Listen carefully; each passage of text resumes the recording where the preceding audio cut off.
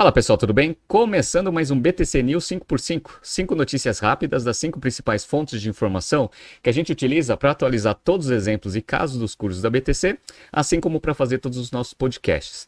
Nessa edição a gente vai falar sobre Carrefour e Advent, vamos falar sobre a Tesla baixando o preço dos seus carros e também vamos falar da guerra de preço dos carros elétricos, vamos falar também sobre uma aquisição da Álvares Marçal aqui no Brasil e a gente termina falando sobre os resultados da Sequoia Logística. Se você gosta das nossas análises, por favor, dê um like nesse vídeo. E se você puder compartilhar as nossas análises com pessoas que possam fazer bom uso delas, a gente agradece. Bom, como já é de costume, todo BTC News 5x5 a gente lê os comentários dos vídeos da semana. Agora acumulou 2 semanas, porque sexta-feira passada não teve BTC News 5x5 por causa do feriado. Então vamos lá. Lá no BTC News 5x5 da semana retrasada, o Fernando fez o seguinte comentário. Excelente conteúdo, Renato. BTC News é o café da manhã diário. A Sequoia divulgou seus resultados de 2022 e o preço da ação beira a mínima histórica. Poderia fazer uma análise? Obrigado. Sim, a gente vai fazer hoje. Muito obrigado pelo comentário, Fernando. Guilherme Fabre. Renato, parabéns pelas análises, como sempre muito boas. O que você acha da Intelbras? Tem alguma análise dela já feita? Sim, muito obrigado pelo comentário, Guilherme. A gente já fez a análise da Intelbras quando ela fez a abertura de capital, se eu não me engano, há 2 anos atrás. Tem lá no BTC Journal. Mas eu vou dar uma olhada nos resultados recentes aqui da empresa e eu coloco no pipeline aqui de análise. Muito obrigado pela sugestão. O Fábio fez o seguinte comentário aqui, ó. Parabéns pelo canal, gostei muito do conteúdo e as análises bem feitas. Muito obrigado, Fábio. Fiquei curioso sobre a relação dívida sobre EBITDA. No caso de uma empresa que dá prejuízo, esse índice não é para ser calculado ou não dá para ser calculado, correto? Sim. Quando você tem EBITDA negativo, você nem consegue calcular o índice e, obviamente, já mostra que a empresa não vai conseguir arcar com as dívidas que ela tem no tempo de maturação que ela vai ter. Então, os credores da empresa vão ficar bastante preocupados quando a empresa nem EBITDA positivo consegue gerar. Então, muito obrigado, Fábio, pelo comentário. Aí tem o vídeo aqui da Marisa, que está passando por bastante dificuldade. Aí o Matheus ele fez o seguinte comentário. Obrigado pela análise, Renato. Melhor jeito de começar a semana. Bom, obrigado. Uma dúvida. Se ela tem mais a pagar para fornecedores e reduzir o nível de recebimento, do ponto de vista de gestão de capital de giro e caixa, não seria algo positivo? Sim, com certeza. Principalmente quando uma empresa está com falta de caixa, que é o caso da Marisa, ela vai fazendo isso, né? Ela vai postergando os pagamentos com os fornecedores e vai tentando antecipar o máximo possível as vendas parceladas dentro do cartão de crédito ou se for uma operação via nota fiscal, né? Então, em termos de gestão de caixa, melhorou, mas ela só está fazendo isso porque de fato ela está sem caixa, né? Então é um fator positivo, mas ainda precisa fazer bastante coisa aí para a Marisa sair dessa situação difícil, né? Então, Matheus, muito bem levantado, muito obrigado pelo comentário. Depois eu fiz aqui um BTC News sobre a EY sendo punida lá na Alemanha pelo caso Wirecard. Aí o Gustavo Dias fez o seguinte comentário. Esse caso da Wirecard é a demonstração de fraudes internacionais que não são exclusividades do Brasil. Exatamente, né? Então, fraude contábil tem no mundo inteiro, inclusive no Brasil, né? Então, eu fiz um outro vídeo aqui falando sobre o Google reclamando da Microsoft pelas práticas em cloud. E aí o Edgar fez o seguinte comentário. É complicado. Do ponto de vista do consumidor, o Google está reclamando que a Microsoft tem sido mais eficiente do que eles. Concordo plenamente. Obrigado, Edgar, aí pelo comentário. Gustavo Dias, Microsoft faz uma boa mudança, isso é fato. Digo como consumidor. A Microsoft ela tem uma estratégia muito bem desenhada e muito bem implementada. Por isso que eu gosto bastante da Microsoft. Obrigado, Gustavo. E aqui, ó, MR Cobap. Microsoft está tirando essa de letra. Solução ponta a ponta, estratégia muito bem implementada. Google não tem hardware diferenciado, estratégia de OS, né, Operating System, não tem dado certo, etc. Dúvida? Qual você acha que seria a melhor resposta para o Google para acompanhar o pace da Microsoft? Parece que ficam presos no buscador. O Google já está há bastante tempo brigando para tentar diversificar a sua linha de receita principal, porque mais de 80 e poucos por cento, acho que mais de 85% da receita dela, desde o início da operação, ainda vem de publicidade, né? Então o Google ele precisa investir ou fazer aquisições para diversificar a sua operação. Creio eu que seja essa a melhor estratégia. Dado que tem bastante caixa, faz aquisições em outros segmentos e aí vai tentando atuar onde você consegue ter sinergia dentro da tecnologia. É assim como a Amazon. A Amazon ela também é uma empresa de tecnologia e foi para varejo, foi para a parte de streaming, inteligência artificial, carro autônomo. O Google tem mais ou menos, né, esse portfólio, mas não está conseguindo ganhar tração em termos de receita dessas outras unidades. Então tem que, né, se não consegue fazer internamente, faz aquisição, que eu acredito que seja o melhor negócio, né? Então, para mim, buscar crescimento via aquisição seria aí a avenida mais sustentável aí para manter o modelo de negócio funcionando, tá? Então, muito obrigado pelo comentário. Depois, eu fiz uma análise sobre os resultados da Arco, e aí o Gonzalo fez o seguinte comentário: ótimo vídeo, Orakaki. Achei bastante interessante a forma como você destrinchou o modelo de negócio da empresa. Poderia fazer uma análise dos resultados da Arezzo? Vou colocar aqui também no pipeline. A Arezzo é um business, né, um deal, um business, né, um modelo de negócio muito interessante, porque antes era muito focado só em sapato feminino, no modelo de franquia. Agora já é um grupo bem diversificado e é bem interessante a gente analisar um pouco do crescimento do negócio. Então, muito obrigado, Gonzalo, pelo comentário.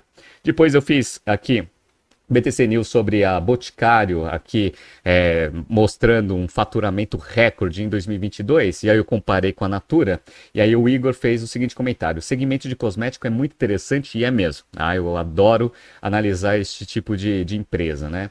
E o Thiago Ribeiro: poderia fazer um vídeo sobre os resultados da loja Renner? Sim, a Renner também é um negócio interessante, muito bem gerido, passou por bastante dificuldade nesses últimos 3 anos, mas parece que os resultados já estão melhores. Vou colocar aqui no pipeline também. Thiago, muito obrigado pelo comentário.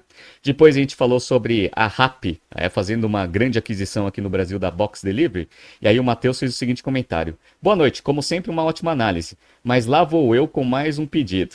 Poderia analisar a Sequoia ou empresa do segmento de logística, por favor? Então, Matheus, junto com mais um pedido aí dessa semana, a gente vai analisar hoje aqui a Sequoia. Então, muito obrigado, Matheus, pelo comentário. E por último, o Max aqui fez um comentário quando eu fiz o vídeo da Tupperware, que provavelmente vai entrar em recuperação judicial. Baita análise, gostaria de ver a análise da Vtex. Obrigado. Vtex também é um negócio muito interessante, que ele faz o full service no e-commerce. A gente já falou ali da abertura de capital e da aquisição com esqueci o nome da empresa, acho que chama a Infracommerce. Eu não lembro direito, mas a Vtex é um modelo muito interessante. Vou analisar também.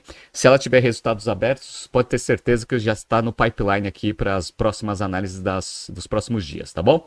E se você quiser ter o seu comentário lido aqui no BTC News 5x5, faça comentários a partir deste vídeo até o de quinta-feira da semana que vem, que na sexta-feira que vem eu leio aqui, e anoto todas as sugestões de vocês, tá bom? Beleza? Então vamos lá, vamos começar esse BTC News 5x5 fazendo uma atualização do que eu falei ontem, né? Que foi o BTC News falando sobre o Carrefour recebendo R$ 1 bilhão de volta. Então, notícia do Neofeed aqui, ó. Carrefour explica o Big desconto de R$ 1 bilhão na compra do Big. Bom, para quem viu o vídeo de ontem, vocês analisaram, eu analisei junto com vocês, que existiu essa transação com a Advent. Então o Carrefour Brasil comprou a operação do Big por R$ 7,5 bilhões lá em 2021, e agora houve um acordo entre a Advent e Carrefour Brasil para a Advent devolver R$ 1 bilhão. Qual foi o grande problema? O grande problema é que o Carrefour Brasil ele não abriu o porquê dessa devolução. Então o mercado começou a ficar preocupado que pudesse ter alguma briga, né, que pudesse resultar em alguma ação judicial entre Carrefour Brasil e Advent. E ontem mesmo eu falei que eu tinha algumas suspeitas, né, quando eu analisei o balanço, que deveria ser algo em torno ali de algum processo trabalhista, porque as provisões de meio de 2022 até o final tinham aumentado bastante. E parece que foi isso mesmo. Então vamos dar uma olhada aqui, ó. No início da noite de terça-feira, 11 de abril, Carrefour Brasil divulgou um fato relevante comunicando um ajuste para baixo de R$ 1 bilhão na aquisição do Grupo Big, anunciada em março de 2021 e fechada em transação com a Advent e o Walmart no valor de R$ 7 bilhões. O anúncio surpreendeu o mercado e, no decorrer desta quarta-feira, dia 12 de abril, suscitou uma série de especulações sobre as razões por trás do desconto bilionário. Com essa reação, o grupo decidiu trazer mais detalhes sobre a operação na tentativa de conter os efeitos desse burburinho.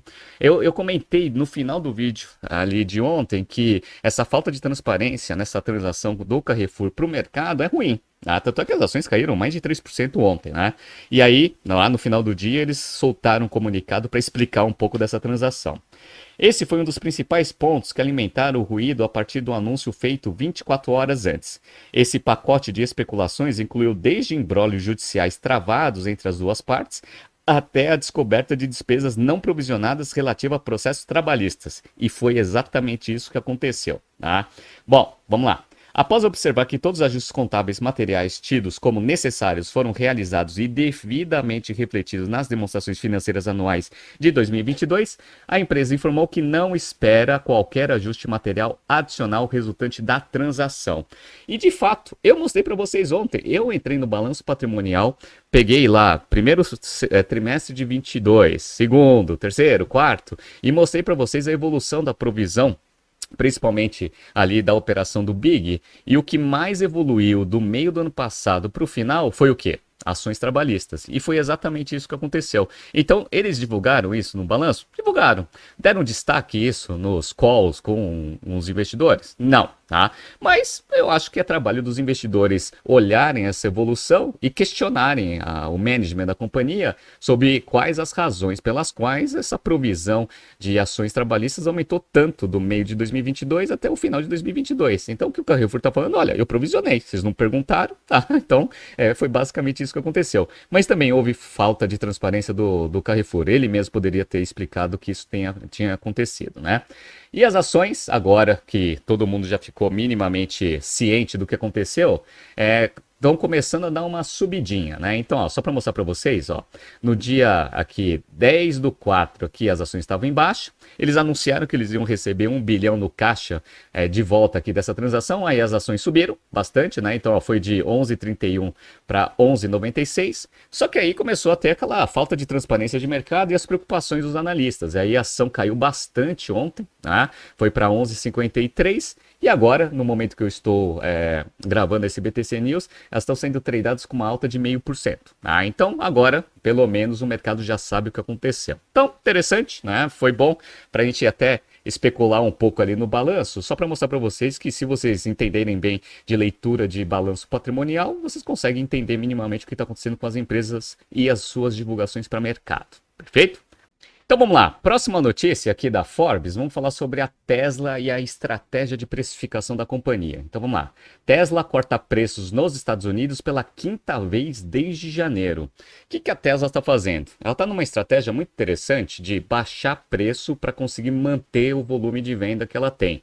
E isso vem trazendo preocupações de Wall Street em relação às margens da companhia. Então vamos entender aqui primeiro qual que é a preocupação e depois a gente entra na estratégia da Tesla, né? Então vamos lá. A Tesla cortou preços de alguns dos seus veículos elétricos nos Estados Unidos entre 2% e 6%, mostrou seu site na quinta-feira, dia 6, em um movimento de ampliação de descontos que analistas alertam que poderá prejudicar a lucratividade da companhia. Vamos lá.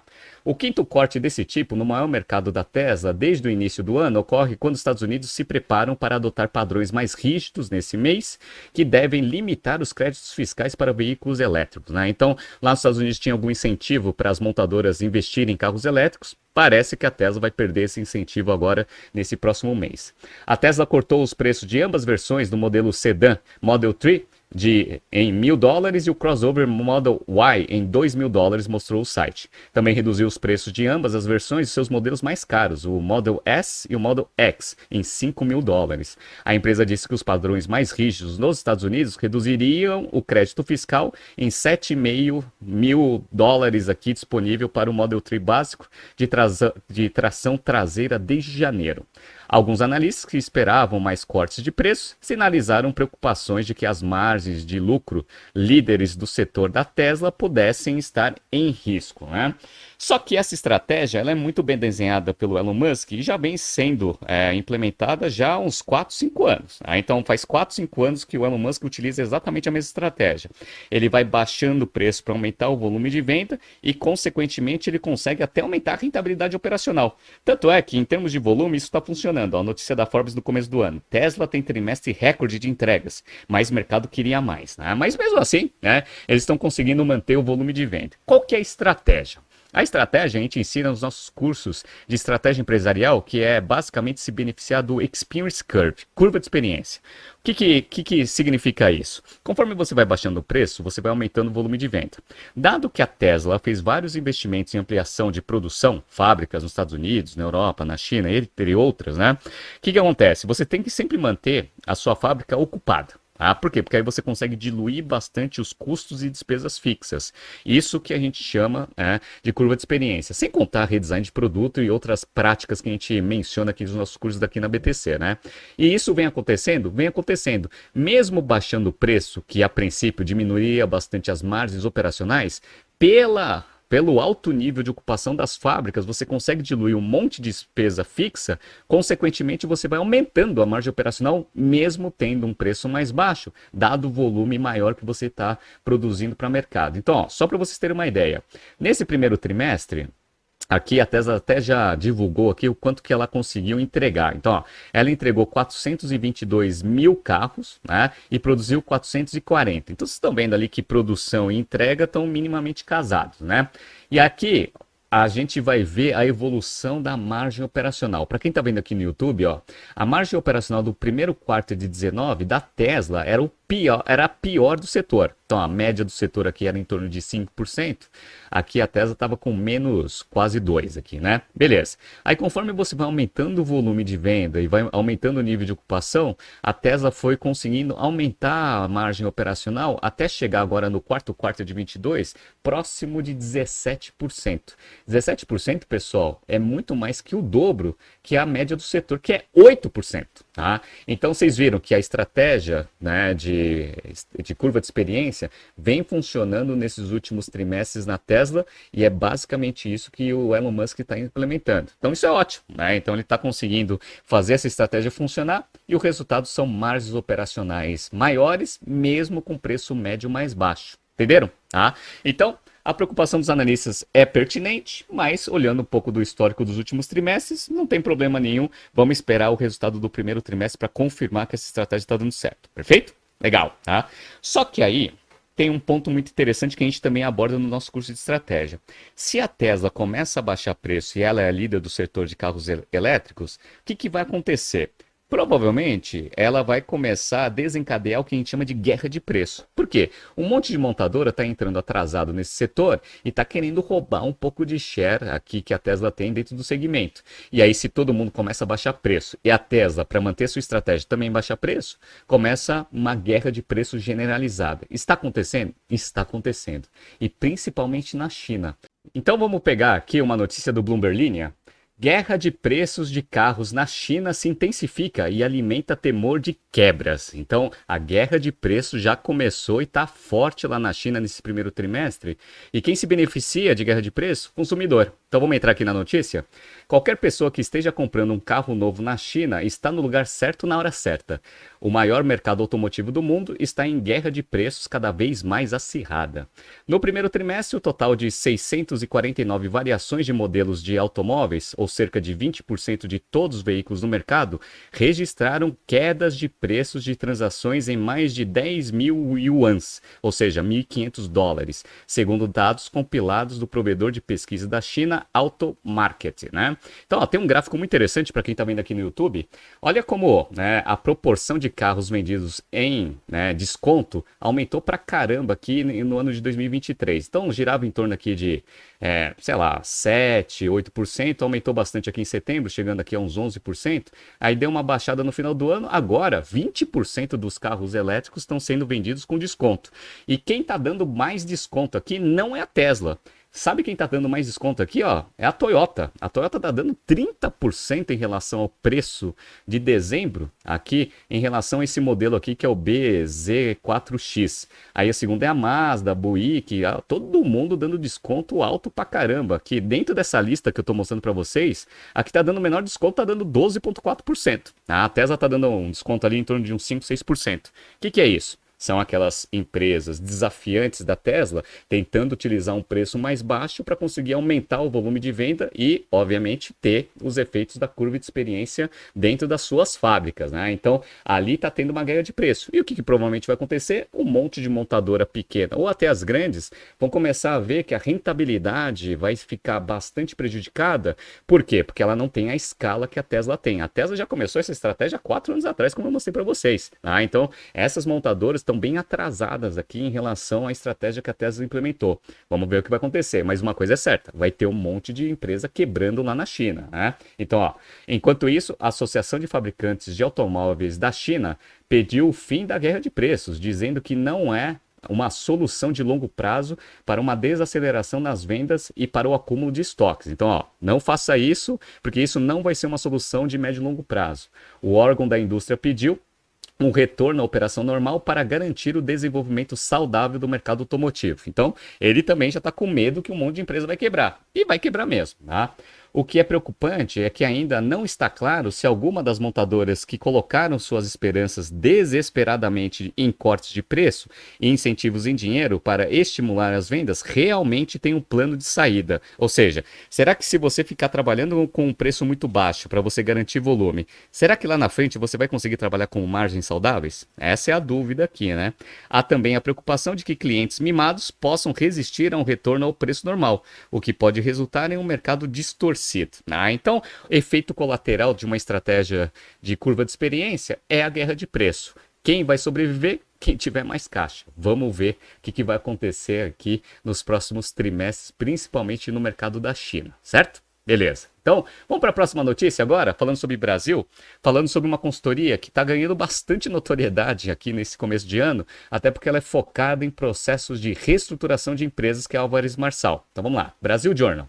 Álvares e Marçal compra consultoria e dobra a aposta em infraestrutura. Então a Álvares Marçal, ela fez uma aquisição de uma consultoria brasileira para focar num segmento muito específico aqui de infraestrutura que é muito forte aqui no Brasil. Vamos lá. A Álvares Marçal acaba de comprar a consultoria brasileira Terra Firma, fortalecendo sua atuação no segmento de infraestrutura, que já responde por 50% da receita da Álvares Marçal Brasil.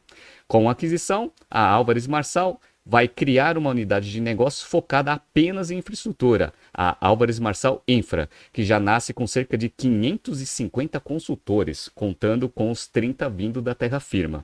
A vertical será liderada por Marcos Ganucci, que está na Álvares Marçal há 5 anos como head de infraestrutura, depois de ter passado 2 décadas na Deloitte. Vamos lá. A Terra Firma foi fundada há 15 anos e já desenvolveu mais de 250 projetos na área, como portos, aeroportos, rodovias e hidrovias, além de realizar estudos técnicos para governo e para o BNDES. Hoje, a Álvares Marçal Infra tem cerca de 200 projetos em andamento espalhados por países como Austrália, Canadá, Estados Unidos e Oriente Médio. A vertical já tem 30% da sua receita vindo de fora do Brasil. Segundo Ganucci, o setor de infraestrutura é uma grande aposta da Álvares Marçal Brasil, mais conhecida pela reestruturação de empresas. A área já representa metade das receitas no Brasil e a meta é triplicar o tamanho nos próximos 3 anos. Então, uma aquisição interessante aí num segmento que tem bastante potencial de crescimento. Por que tem grande potencial de crescimento? Porque projetos de infraestrutura, pessoal, eles são projetos que demandam muito nível de endividamento. Muito, né? O famoso Project Finance. E se você não faz as contas direitinho, geralmente esses projetos começam a dar bastante problema.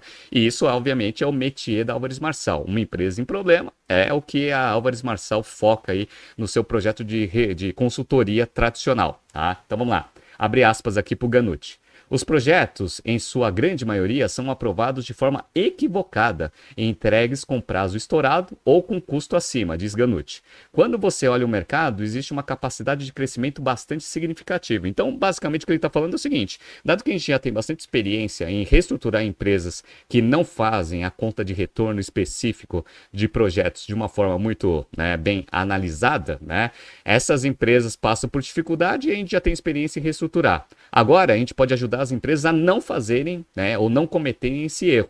E essa que é a proposta de valor desse braço aqui da Álvares Marçal.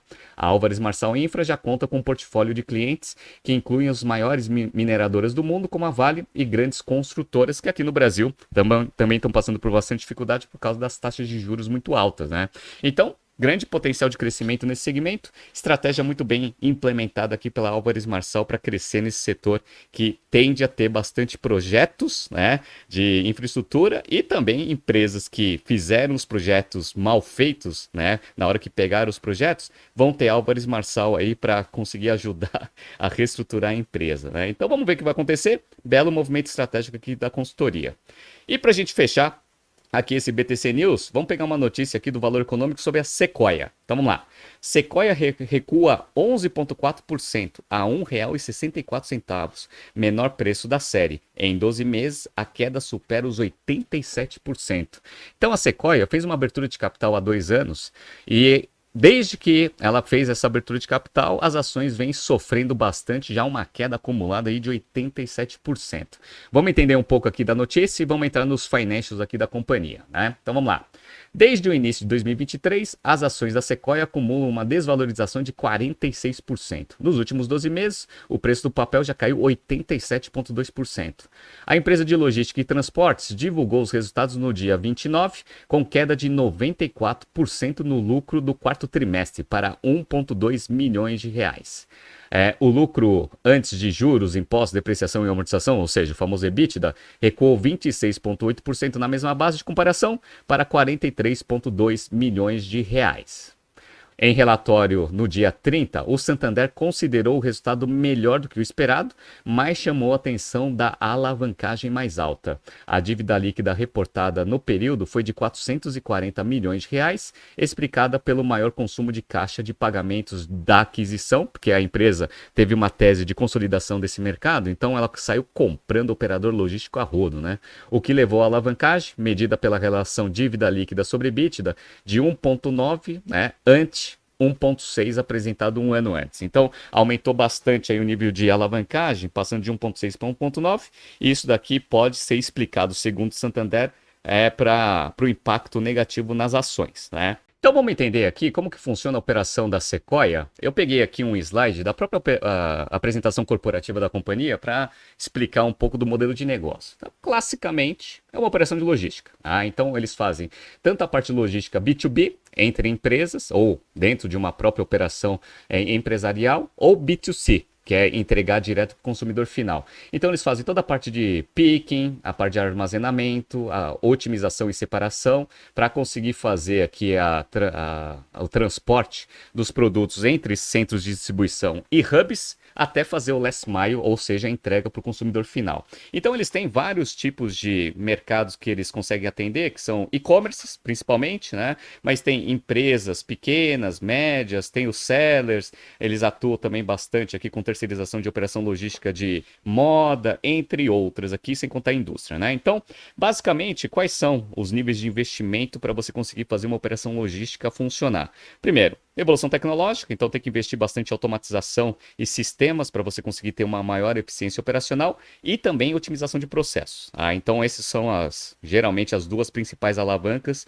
que uma empresa de logística tem que focar para conseguir ter, né, uma maior eficiência operacional, resultando em menor custo operacional e maiores margens operacionais. Então, eles mostram aqui que eles otimizam até os caminhões que fazem cada tipo de entrega, até para minimizar o frete, aumentando aí as margens do serviço prestado, né? Então vamos dar uma olhada aqui nos financials da companhia fechados de 2022 e também do quarto trimestre de 2022 para explicar um pouco do porquê que as ações estão caindo bastante. Então vamos lá, ó. Para quem está vendo aqui no YouTube, a receita bruta ela cresceu 18,6% em 2022, chegando a 2,1 bilhão de reais, desculpa. E a receita líquida também cresceu 18,7%, porque não teve variação aqui de impostos, muito menos de deduções, né? Então chegou a 1,8 bilhão de reais, crescimento de 18,7%. Margem bruta diminuiu, foi de 18,5% para 17,4%, margem mais apertada. Margem EBITDA subiu, foi de 12,1 para 12,5, né? 0,4 pontos percentuais aí de aumento. E a margem líquida caiu bastante, né? Foi de 3,4% para 0,5%, chegando no lucro líquido de 9,3 milhões de reais contra 51,7 de 2021, então uma queda de 82% no lucro líquido. Só que como o modelo é asset light, porque boa parte dos centros de distribuição são terceirizados, né? Ele consegue ter aqui um ROIC anualizado no quarto trimestre de 22 bem alto, 41,1. Então você tem pouco capital empregado, basicamente capital de giro, só que você consegue ter rentabilidade. Então, se você tem rentabilidade com baixo nível de capital operacional, você consegue ter ROIC alto. E esse ROIC aumentou, hein? Ele foi de 34,1 anualizado no quarto trimestre de 21 para os 41,1 aqui, um aumento de 7 pontos percentuais. Aí vocês vão lembrar o seguinte, assim, pô, Renato, mas quando você explica no BTC News que o ROIC aumentando, ROIC contra custo médio ponderado de capital, você tem uma perspectiva positiva de geração de valor econômico que reflete no valor da ação, por que a ação está caindo? Aí vem um pouco da percepção de mercado, qual que seria o futuro para 2023 da companhia. Então, ó, eu não sei se vocês estão vendo aqui, ó, quando você compara quarto trimestre de 22 contra quarto trimestre de 21, houve uma queda, 10% de queda em receita líquida, trimestre contra trimestre, e também teve uma queda muito forte de margem, de margem EBITDA e de EBITDA. EBITDA caiu 26,8%, 43 milhões. Margem EBITDA caiu de 13,1% para 10,7%. Ou seja, se você tem o último trimestre comparado com o último trimestre de 2021 e você vê uma perspectiva de queda, a perspectiva para o ano de 2023 tende a ser de queda também. Então, a perspectiva futura, que é o que vale para você fazer free cash flow para o infinito trazido a valor presente ao custo médio ponderado de capital, que é a metodologia do famoso discounted cash flow, ele traz aí uma perspectiva muito ruim. E outra, eu mostrei para vocês, um dos principais segmentos atendidos pela empresa é e-commerce, varejo. A gente está vendo que nesse começo de ano, os varejistas estão passando por muita dificuldade. Então, se você tem o seu negócio principal com uma perspectiva negativa e o último trimestre já mostrou uma queda, junta tudo isso, perspectiva para 2023 não é muito boa. Esse é o primeiro ponto aí de atenção e que justifica essa queda de ação. Tem o segundo. Qual que é o segundo? Nível de alavancagem. Então, a dívida bruta da empresa passou em dezembro de 21 de 500 milhões de reais para 602 milhões em dezembro de 22, um aumento de 20% no nível de endividamento, que trouxe o nível de alavancagem, dívida líquida sobre EBITDA, de 1,6 para 2,0. Então, imagina, você já tem uma perspectiva meio negativa ali no enterprise value da companhia. Se você está aumentando o nível de endividamento, está sobrando menos para o acionista. Então, essa é a segunda explicação aqui para as ações sofrerem tanto. Tem um outro ponto aqui que, nesse caso aqui, ele é até positivo, que é o quê? Em 2022, a empresa ela conseguiu gerar caixa operacional. Então, ó, você pega aqui, ó, fluxo de caixa das atividades operacionais. Em 2022 foi positivo, 51,6 milhões. E tinha sido negativo, queima de caixa operacional em 2021, 42 milhões negativo. Você fala, pô, então ano 2022 teve geração de caixa operacional, não tá bom? Mais ou menos. Por quê? Porque no quarto trimestre houve uma desaceleração do fluxo de caixa das atividades operacionais de 53,8%. Caiu de 49,9% para 23 milhões. Então, de novo, perspectiva do último trimestre vai ditar o que você pode esperar de 2023. Esse é o ponto principal. Então, ó, nível de CAPEX, ele é baixo.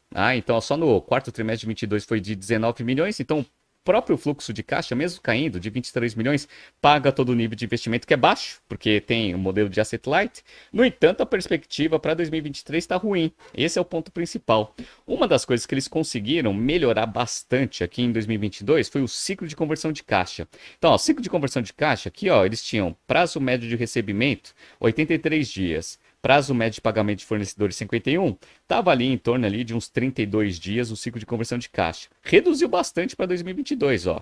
Prazo médio de recebimento 60 dias, prazo médio de pagamento 45. Então, o ciclo de conversão de caixa é de 15 dias. Então, passou de 32 dias para 15 dias e isso traz uma perspectiva boa, pelo menos, né? Se mantiver, né, esse ciclo de conversão de caixa mais curto, para 2023, pelo menos com a desaceleração do seu negócio, a geração de caixa operacional vai ficar minimamente preservada. Vamos ver o que vai acontecer. Então, as ações, elas reagiram muito mal a esses resultados, mas hoje, especificamente, eles estão subindo. Então, para quem está vendo aqui no YouTube, hoje as ações já estão subindo 8%. Até porque teve lá a perspectiva de inflação menor aqui para o ano. Isso traz uma perspectiva positiva para a queda das taxas de juros, e isso faz com que vários ativos tendem a subir.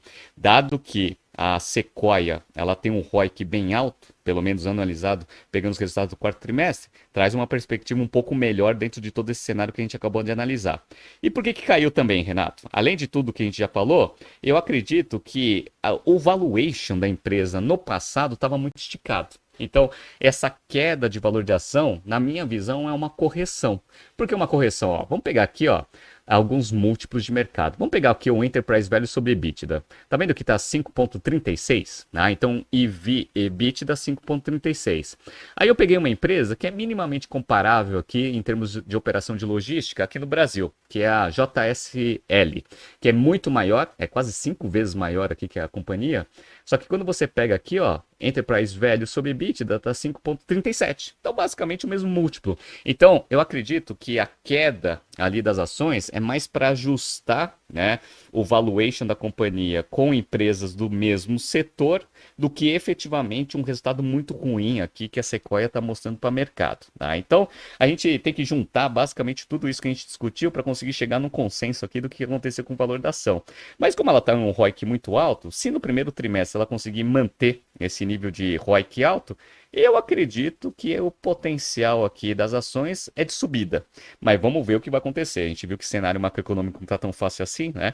E também o principal segmento que ela atende também está passando por muita dificuldade. Então, precisa dar uma olhada aqui também nas perspectivas da economia como um todo, para saber se o potencial de valorização da Sequoia é consistente ou não, mesmo tendo um ROIC muito alto. Vamos ver o que vai acontecer. E essa foi a última notícia aqui desse BTC News 5x5. Muito obrigado pela audiência. Bom final de semana a todos. Nos vemos na segunda-feira. Grande abraço.